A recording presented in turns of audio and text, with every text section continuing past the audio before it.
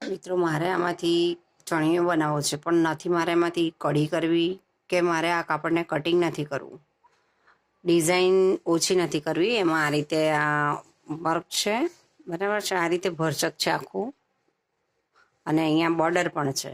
જો હું કઢી કરીશ તો બોર્ડર સેટિંગ મજા ના આવે, સારું ના દેખાય, અને બીજી રીતે પણ આ ડિઝાઇન મારે ઓછી નથી કરવી અને ચણિયો બનાવવો છે.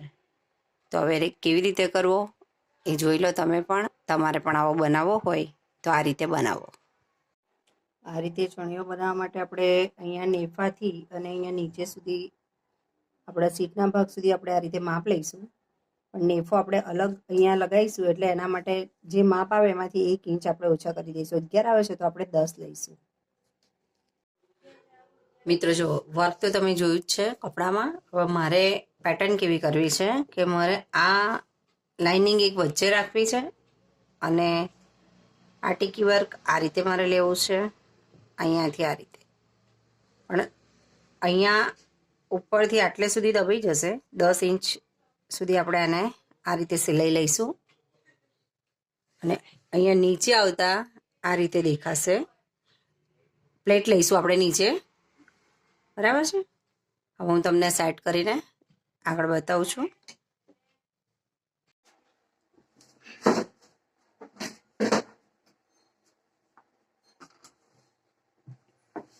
આ રીતે આપણે પ્લેટ લેવાની છે, આ રીતે. તો આને કઈ રીતે કરવી,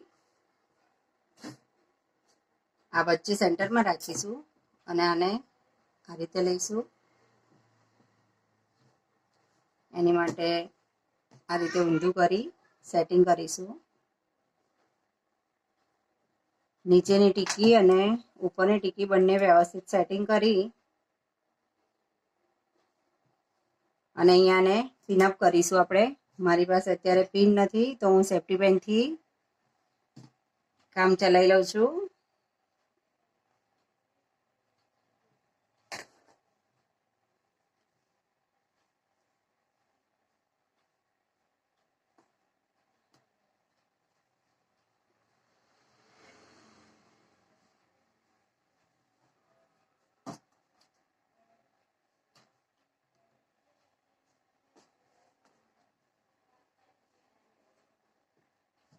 દસ ઇંચના અંતરે મારે પોઈન્ટ કરવાનો છે.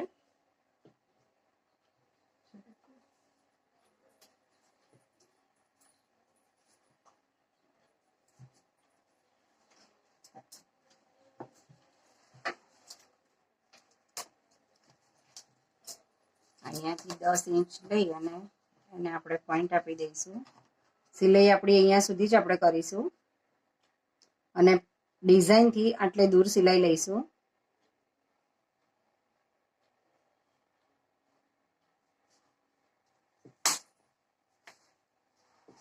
હવે હું તમને સિલાઈ મારીને બતાવીશ.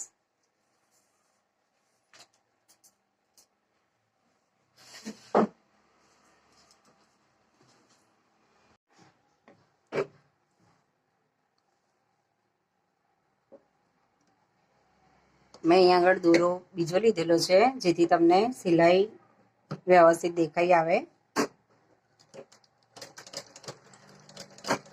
સિલાઈને લોક કરવી અને પછી જ ચાલુ કરવી, જેથી સિલાઈ ખુલી ના જાય.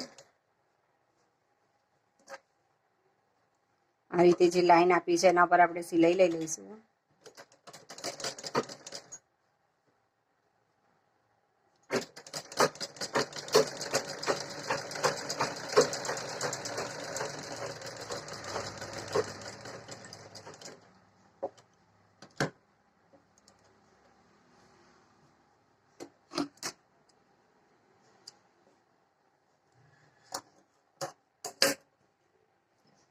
આવી જ રીતે આપણે બધી કળીઓને સીવી લઈશું. બહારથી આ રીતે દેખાશે શેપ. પછી અહીંયા આપણે એને સેટિંગ કરીશું. અંદરની સાઈડથી પછી અહીંયા પણ આપણે સિલાઈ લઈ લઈશું.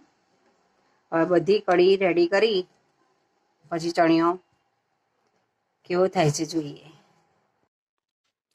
આપણી કળીઓ તૈયાર થઈ ગઈ છે આ રીતે. હવે આપણે એને અહીંયા ઉપરની સાઈડથી આ રીતે નીચેથી થઈ છે. હવે એને આ ભાગને આ રીતે પહોળો કરી અને અહીંયા મશીન મારીશું.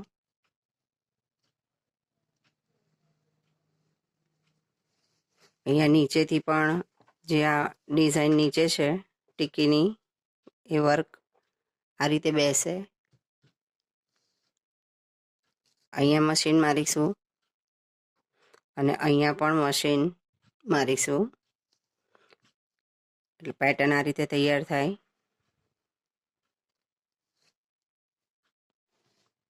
અહીંયા મશીન મારી દીધું છે આપણે આ રીતે અને અહીંયા પણ મશીન માર્યું છે.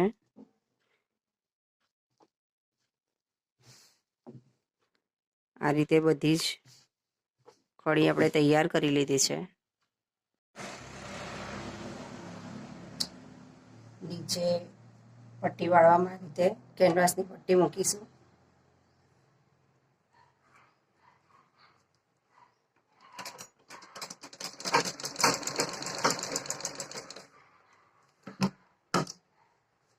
આ રીતે પટ્ટી મૂકતા જઈએ અને પટ્ટી વાળીશું.